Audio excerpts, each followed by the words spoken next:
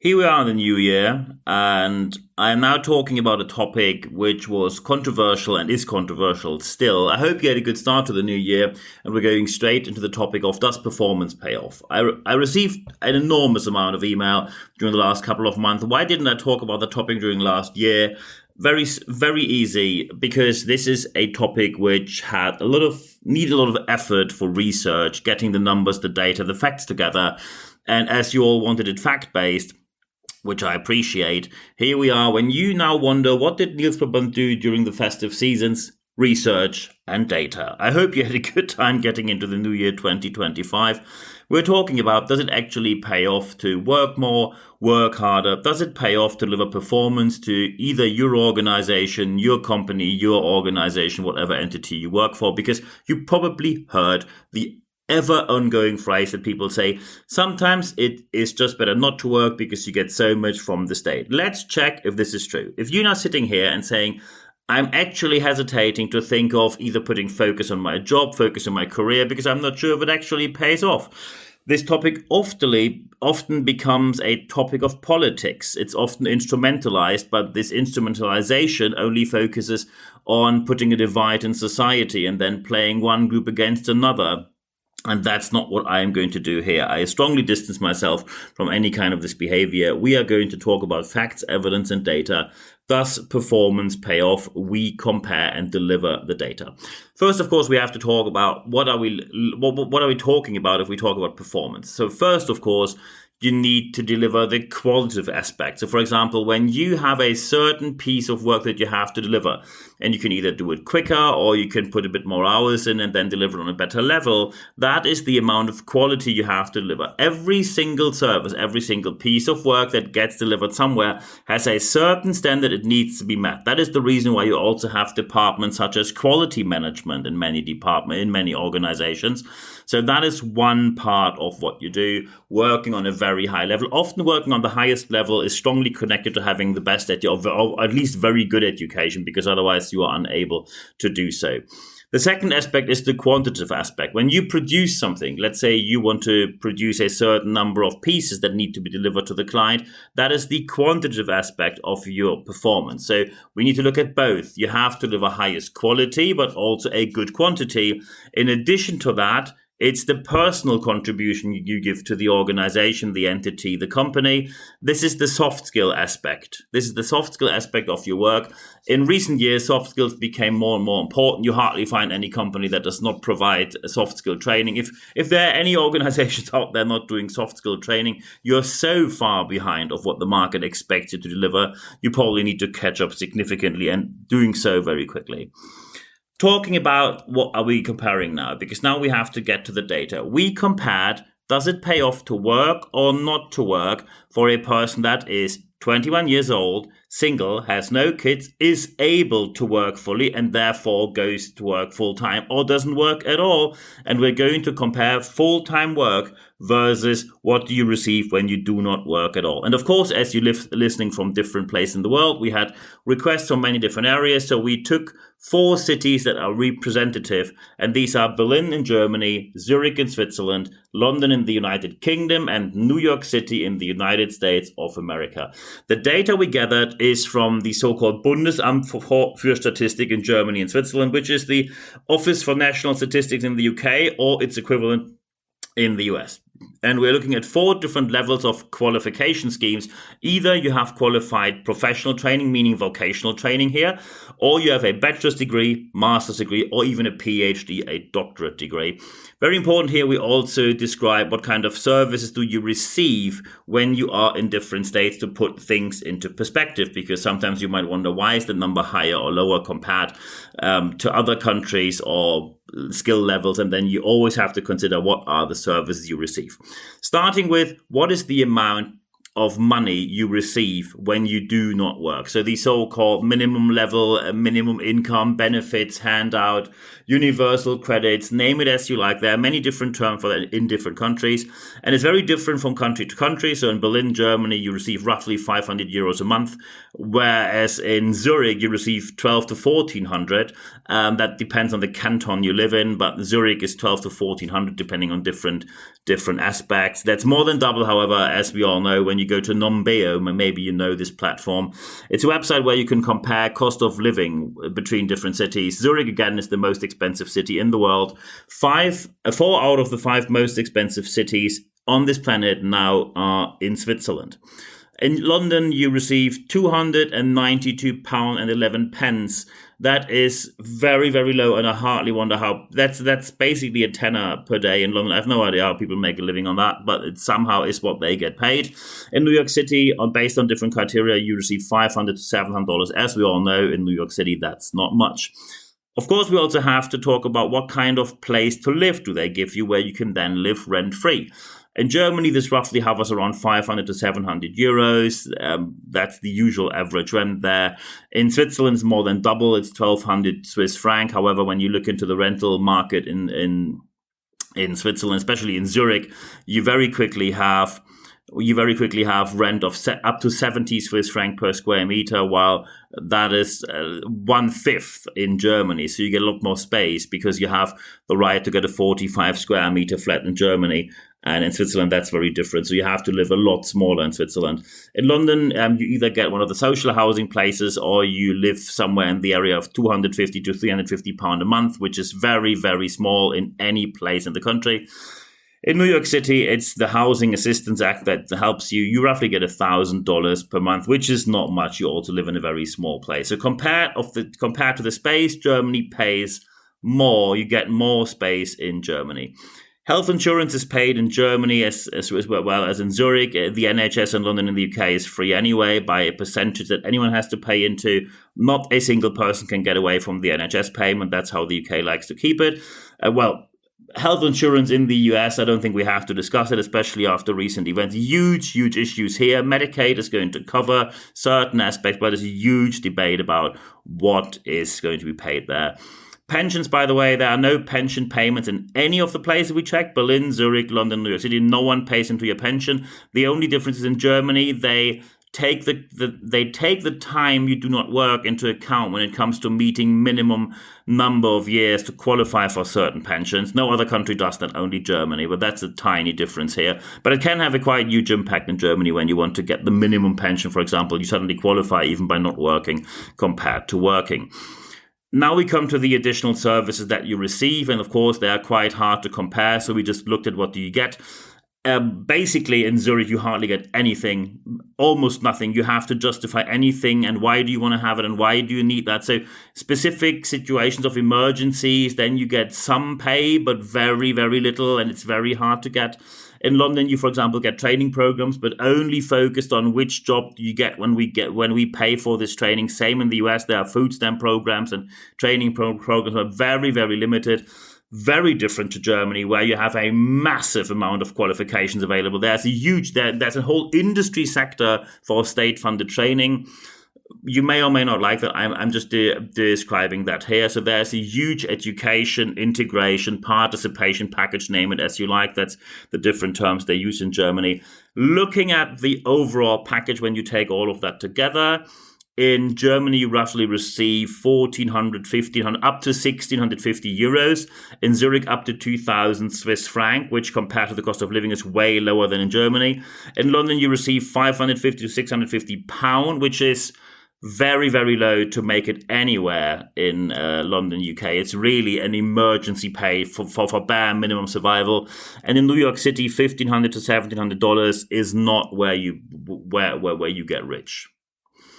So compared to that and compared to the cost of living, again, it is Germany that pays the most. So when we now look into what is the net income for someone with vocational training, and then, of course, the main part here is what is the difference in pay compared to what you have as an income when you go to work. And the difference in income when you have vocational training completed in Germany. So answering the most important question first here, does it pay off to work? And the answer is yes. Even in the lowest pay scale where we looked at, compared to all of the different levels, on the very, very lowest end, even then, the case is, and please now listen closely, when you go to work compared to receiving services and not working, the difference is you get up to 400 euros more in Germany, Berlin, Germany, or you have up to 200 euros less. And of course, I know it is shocking that in certain situations, people have less when they go to work compared to when they do not go to work. However, even in that spectrum, from minus 200 to plus 400, 2/3 of that spectrum are on the side of, yes, it pays off to work. Now, of course, you can say, well, it doesn't pay off enough. That's a completely different story to talk about. And I agree, sometimes it doesn't pay off enough. However, when we look at the money side, you are always statistically better off working compared to not working. When you have vocational training completed, you 400 euros more in Germany. Switzerland pays off way more, up to 2,000 Swiss franc more in your pocket, net income. And in London, up to £1,200. In New York City, up to $1,500. So this pays off way, way, way more. And it goes up from there. When you go for a bachelor's degree, between 800 to 1,500 in Berlin, 3,000 to 4,000 in Switzerland. So here, massive jump in Switzerland. 1,600 to 2,100 in London, and 2,000 to 3,000 in New York City. So you see, as soon as you go into academic qualification, it really pays off, which is why I recommend so many people today to get academic qualification. It doesn't need to be a bachelor's degree. There are many ways there, from courses to certificates to whatnot else. But having the understanding of academic knowledge is so much appreciated by today's working market. Be aware of that when you make choices about your additional and future qualifications. It really pays off to have more knowledge than others, because you work better and get better results done in most cases afterwards. Master's degree even more, 1,100 to 1,500 in Berlin, 4,000 to 5,000 in Zurich. So you see Switzerland is far, far ahead. 2,200 to 2,800 in London, so again, far, far ahead, and 2,800 to 3,000 also in New York City. So you see it really pays off massively from the master's degree. And of course, a PhD is not for everyone. Not everyone can have a doctor's degree. Not everyone wants to do that, but then it really goes straight up from there. 1,500 to 2,300 more in your pocket per month in Germany. 5,000 to 6,500 in Switzerland, a massive jump. In London, it's 2,800 to 3,800 every single month in your pocket. And in New York City, it's 4,000 to 5,000, sometimes even more. So you see, qualification pays off. Looking at that, you can, of course, now say, well, when I look at that, I don't like what's happening in Germany. And I think that in London, compared to, for example, New York City, it is not fair. The US pays way more. And yes, that is the case. However, then please see the full picture. In Zurich, for example, you, of course, get paid more. And you know why? Because they work more. You work 45 hours per week. No, not 35, not 38, 45 hours a week, 22 days of paid vacation, paid holidays. There are 3 public holidays a year. So you work way more, which is why you get paid more. The focus is more on work, and although the stigma of not working is way stronger, society is pointing its finger at you. And also certain things are not covered, which are covered in other countries. For example, in Berlin, having a child sent into kindergarten, it's free. It's free or very low pay, very, very low pay in most countries, but free in many places. For example, in Berlin, kindergarten completely for free. In Zurich, this can cost you easily 100 to 150 Swiss franc per day. I didn't mispronounce that. I didn't choose the wrong word. I said per day, not per week, not per month, per day. So when you have 6,000 Swiss franc more in your pocket, suddenly 3,000 out of that, or 2,500, might easily be gone for children in a kindergarten. So you see there is no magic money tree anywhere. As soon as you have more net income, you can, of course, always say put taxes lower. And I can tell that in my opinion, especially in Germany, any kind of deductions and bureaucracy need to be lowered, but that's a different story. As soon as you see something where someone says you have more net income, it usually means that another system which is in place somewhere isn't there in this country. And Germany is the place where no matter how hard things go, it's not always great how they take care of you, but they somehow take care of you. It's a bit of a mass system, which is a bit chaotic, and bureaucracy is a massive burden. But somehow it's always taken care of you, which in London, in the US, healthcare in the US, or social benefits in London, it's not taken care of. And in Zurich, at a very different level than you probably think it is. So it is very important that, yes, performance pays off, just on different levels. So when we look at how do we move on from here, after we answered the question, yes, performance pays off. So first things first, let's get to a conclusion here. Performance pays off, however, on different levels depending on the context. So very important is take care of the context. Which way of a career do you want to go? Second, work has more meaning than just the money on the account. The feeling of being needed, the structure, the structure your day gets. By the way, the vast majority of people who later get into relationships or marriages still meet at work. And also, besides all that, when you work, you do not spend money. That's a double effect. You make money and you do not spend any. So these aspects all play into why performance pays off. And of course, when you now say, hey, but I want less deductions, well, hint to the Germans here, we have a general election incoming, and you can now decide if you want to vote for a party that put performance first or benefits first. That's your choice. But please stay within the democratic spectrum and don't vote for any wildly ravaging Nazi party or some wild communist organization that's running in the elections. Hard work, by the way, also was how I built my career. I studied teaching. Decided then not go into teaching, worked for a pharmaceutical company, put enormous hours in. It was recognized and I was promoted, had a career there, then went into tech, then had an international tech career based on performance. And I like to work, and I like to work a lot. You do not need to know that. You do not need to appreciate that. That's my choice. That's why I become self-employed. When I now started time tracking, because it is now this EU regulation thing that it's better to track your time rather than not having it, probably when you look at my time tracking, which started in May, between May and December, I worked almost 3,000 hours. So when you do a bit of math, you end up with probably 4,500 working hours a year. And when you now say that's sick, maybe it is for you. It's not for me. I just like to do it. I like to work a lot. You don't have to do that. However, when you work more, it pays off more. Very important, however, here, there is always a way when you don't like where your career goes to change something about that. And that is your task. Getting to the conclusion here, performance pays off. However, the context becomes more and more crucial in which your performance needs to be seen, needs to happen, and needs to be appreciated. So when you say, my performance is not seen, move on. When you see my performance is not appreciated financially, it's only a thank you every single time, but there is nothing financially going on, move on somewhere. And when you think you are in the wrong place, think of changing your careers. It might be hard work for a limited amount of time, but it might be the move that pays off for the rest of your life. And maybe this year, 2025, is the starting point where you start to get your career done. Think about that, draw the right conclusions, and then go for it. I wish you all the best. And when you now say, well, I have quite a number of things that I'd like to talk about, feel free to contact me anytime. nb@nb-networks.com is my email address. I put this in the show notes of this podcast. I put also my LinkedIn in there. So feel free to contact me, feel free to connect with me, feel free to chat with me. And when you want to have something very specific for your organization, training, speaking, coaching, feel free to talk about with me as well, but we can also just chat about your questions here. Also, feel free to go to nb-networks.biz. That's my website, where you also find the transcript of this podcast available right there.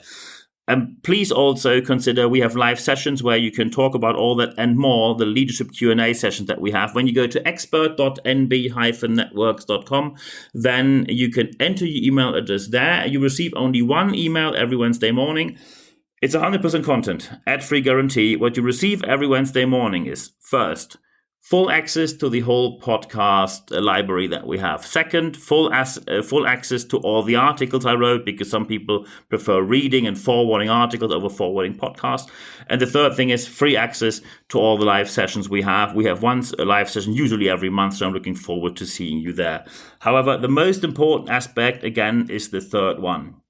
Apply what you heard in this podcast, because only when you apply what you heard, you will see the positive aspect that will happen in your life, your organization, your job life, your surroundings. And you obviously want to see that change happening, because otherwise you wouldn't sit here at the podcast and listening 20 minutes to me talking.